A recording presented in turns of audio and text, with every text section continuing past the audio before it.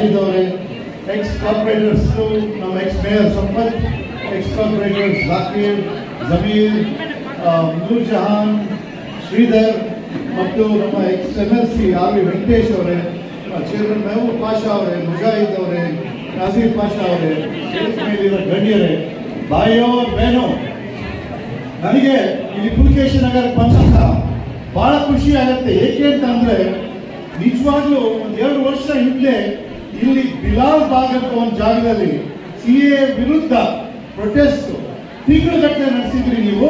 ನಾನು ಬಂದು ಅಲ್ಲಿ ಭಾಷಣ 2 ಸತಿ ಕೊಟ್ಟು ಆ ಒಂದು ಪ್ರೊಟೆಸ್ಟ್ ನಲ್ಲಿ ಭಾಗವಹಿಸಿದೆ.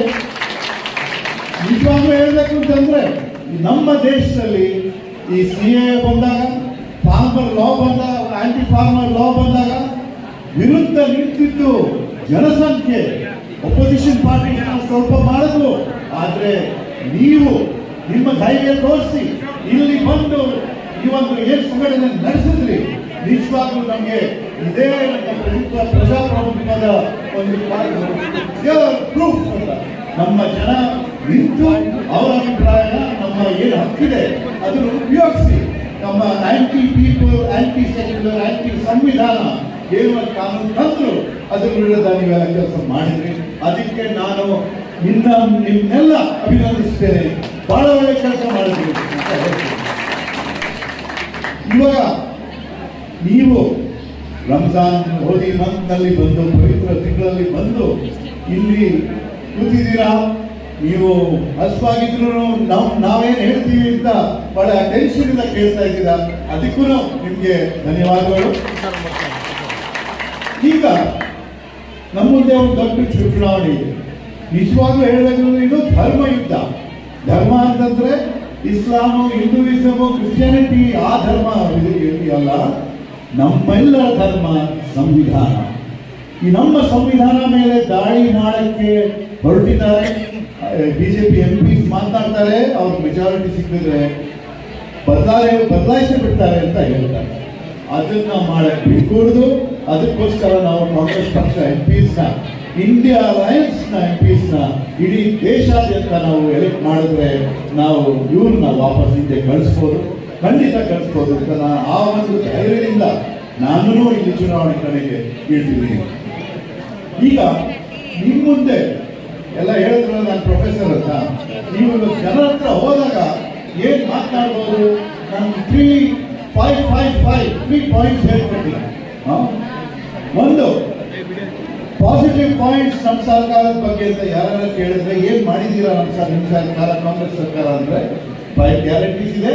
ನಿಮ್ಗೆ ಗೊತ್ತವೆಲ್ಲ, ಅನ್ನಭಾಗ್ಯ, ಗೃಹ ಜ್ಯೋತಿ, ಗೃಹಲಕ್ಷ್ಮಿ, ಶಕ್ತಿ ಮತ್ತು ಯುವ ನಿಧಿ. ಅದ್ರ ಬಗ್ಗೆ ನೀವು ತಿಳುವಳಿಕೆ ತಗೊಂಡು ಯಾರು ಕೇಳಿದ್ರೆ ಏನ್ ಮಾಡಿದ್ದೀರಾ ಅದ್ರ ಬಗ್ಗೆ ಉತ್ತರ ಕೊಡಿ. ಇನ್ನೊಂದು, ಇದು ನ್ಯಾಷನಲ್ ಎಲೆಕ್ಷನ್, ಮೋದಿ ಅಂತ ಅಂದ್ರೆ ನೀವು ಕೇಳಿ 5 ಪಾಯಿಂಟ್ಸ್ ಕೊಡ್ತೀನಿ BJP ವಿರುದ್ಧ. ಒಂದು, ಎಕಾನಮಿನ ಹಾಳು ಮಾಡಿದ್ದಾರೆ. ಬೆಲೆ ಏರಿಕೆ ನೀವೇ ಅನುಭವಿಸ್ತಾ ಇದ್ದೀರಾ. ಎಲ್ಲಿ 80 ರೂಪಾಯಿ ನಾವು ಪೆಟ್ರೋಲ್ ಇದ್ದಿದ್ದು ಅದು 100 ರೂಪಾಯಿ ಮೇಲಾಗಿದೆ, 60 ರೂಪಾಯಿ 100 ರೂಪಾಯಿ ಮೇಲಾಗಿದೆ. ಒಂದು ಗ್ಯಾಸ್ ಸಿಲಿಂಡರ್ 1000 ರೂಪಾಯಿ ಮೇಲಾಗಿದೆ. ಎಲೆಕ್ಷನ್ ಟೈಮ್ನಲ್ಲಿ 1 ರೂಪಾಯಿ 200 ರೂಪಾಯಿ ಕಮ್ಮಿ ಮಾಡ್ತಾರೆ ಅಷ್ಟೇ, ಅದಾದ್ಮೇಲೆ ಡಬಲ್ ಮಾಡ್ತಾರೆ. ಈಗ ಆ ತರ ಒಂದು ಪರಿಸ್ಥಿತಿ. ಬೆಲೆ ಏರಿಕೆ ಆದಾಗ ನಿಮ್ಮ ಆದಾಯ ಡಬಲ್ ಆಗಿದೆ 10 ವರ್ಷದಲ್ಲಿ. ಯಾರ್ದಾರ ಆದಾಯ ಡಬಲ್ ಆಗಿದೆ? ಅದಾನಿ ಅಂಬಾನಿದು 2 ವರ್ಷದಲ್ಲ 2000 ಆಗಿದೆ. ಆದ್ರೆ ನಮ್ಗೆ ಆಗಿಲ್ಲ. ನಮ್ಮ ಆದಾಯ ಹೆಚ್ಚಾಗಿಲ್ಲ, ಬೆಲೆ ಜಾಸ್ತಿ ಆಗಿದ್ರೆ ನಾವು ಎಷ್ಟು ಕೊಂಡ್ಕೊಳಕ್ಕಾಗತ್ತೆ, ಹೇಗೆ ಜೀವನ ನಡೆಸಕ್ಕಾಗತ್ತೆ ಅಂತ ನೀವೇ ಯೋಚನೆ ಮಾಡಿ.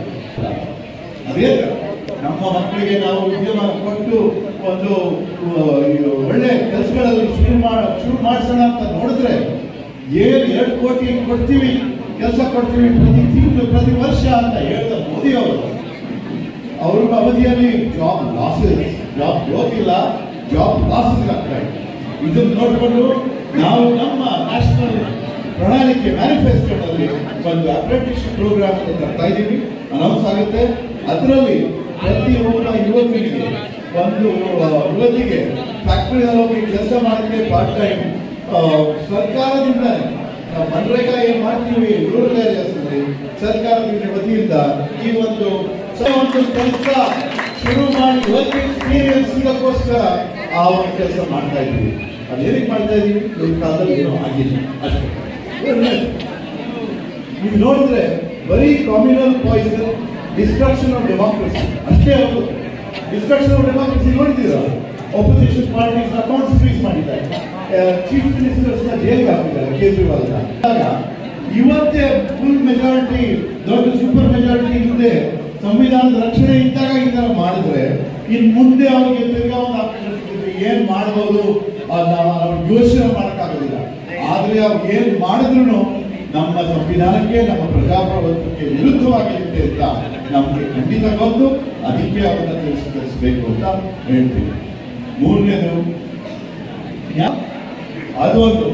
ಅದು ಅದಾದ್ಮೇಲೆ ಎಕಾನಮಿ ಬಿದ್ದೇ ಹೋಯ್ತು. ಅದಾದ್ಮೇಲೆ ಕೋವಿಡ್ ಬಂತು. ಕೋವಿಡ್ ಟೈಮ್ನಲ್ಲಿ ಸಡನ್ ಲಾಕ್ಡೌನ್ ಅನೌನ್ಸ್ ಮಾಡಿದ್ರು. 7 ಲಕ್ಷ ಹೋಗ್ಬೇಕಾಗಿತ್ತು. ಇವತ್ತು ಬಸ್ ಅರೇಂಜ್ ಮಾಡಿಲ್ಲ, ಟ್ರೈನ್ ನಡೆಸ್ತಿಲ್ಲ. ಆ ತರ ರೂಲ್ ಚೈನಾ ಬಂದು ಲಡಾಖ್ನಲ್ಲಿ ಜಾಗ ತಗೊಂಡ್ರೆ, ಮಣಿಪುರ್ನಲ್ಲಿ ಇಂಟರ್ನಲ್ ಫೈಟ್ ಶುರು ಆಗ್ಬಿಟ್ಟು ಸುಟ್ಟೋಗ್ತಾ ಇದ್ದಾಗ ಅದ್ರ ಬಗ್ಗೆ ಏನು ಮಾಡ್ತಾ ಇಲ್ಲ, ಏನು ಕಾಳಜಿ ತೋರಿಸ್ತಾ ಇಲ್ಲ. ಆಯ್ತು, ಇವೆಲ್ಲ ನ್ಯಾಷನಲ್ ಇಶ್ಯೂಸ್ ಆಗ್ತದೆ. 5ನೇ ಆಂಟಿ ಪಾಯಿಂಟ್ ಬಿಜೆಪಿ ಬಗ್ಗೆ ಬೇಕಾಗಿರೋದು ನಮ್ಮ ಜೊತೆ ಇರೋರು, ನಮ್ಮ ಜೊತೆ ಕೆಲಸ ಮಾಡೋರು, ನಮ್ಮ ಅಭಿವೃದ್ಧಿ ಬಗ್ಗೆ ಯೋಚನೆ ಮಾಡಿ ಕಾಳಜಿ ವಹಿಸಿ ಒಳ್ಳೆ ಒಳ್ಳೆ ಕಾರ್ಯಕ್ರಮವನ್ನು ಮುಂದೆ ನಡೆಸಿದಂತ ಜನ ಬೇಕು. ಇಲ್ಲಿ ನಮ್ಮ ಸರ್ಕಾರ ಇದೆ, ಒಳ್ಳೊಳ್ಳೆ ಶಾಸಕರಿದ್ದಾರೆ, ಒಳ್ಳೊಳ್ಳೆ ಮಂತ್ರಿಗಳಿದ್ದಾರೆ. ನಾವು ಇಲ್ಲಿ MP, ಸೆಂಟ್ರಲ್ ಗವರ್ಮೆಂಟ್ ಫಂಡ್, ಇಲ್ಲಿ ಸ್ಟೇಟ್ ಗವರ್ಮೆಂಟ್, ಲೋಕಲ್ ಫಂಡ್ ಎಲ್ಲ ತಗೊಂಡು ಬಂದ್ರೆ ಇಲ್ಲಿ ಒಂದು ದೊಡ್ಡ ಬದಲಾವಣೆ ತರಕ್ಕೆ ಅವಕಾಶ ಇರುತ್ತೆ. ನಿಮ್ಮ ಮಕ್ಕಳಿಗೆ ಒಂದು ಒಳ್ಳೆ ಭವಿಷ್ಯ ಕೊಡಕ್ಕೆ ಅವಕಾಶ ಇರುತ್ತೆ. ಸೊ ಫೈನಲ್ 5 ಪಾಯಿಂಟ್ಸ್, ಯಾರು ಬೇಕು ನಿಮಗೆ ಕ್ಯಾಂಡಿಡೇಟ್?